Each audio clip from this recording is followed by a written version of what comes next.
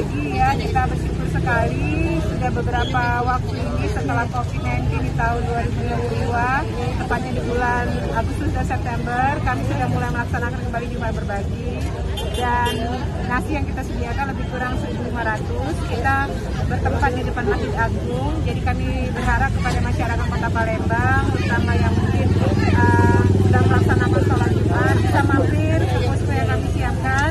Di sini bukan hanya Jumat Berbagi saja ya, berbagi makanan, tapi juga kita menyiapkan layanan kesehatan gratis dan juga PLB. Jadi silakan masyarakat yang mampir ke seputaran Masjid Agung dan juga Jembatan Ampera bisa berkunjung ke sini lah untuk menikmati makanan yang kami siapkan dan juga kalau memang membutuhkan layanan kesehatan juga kami siapkan.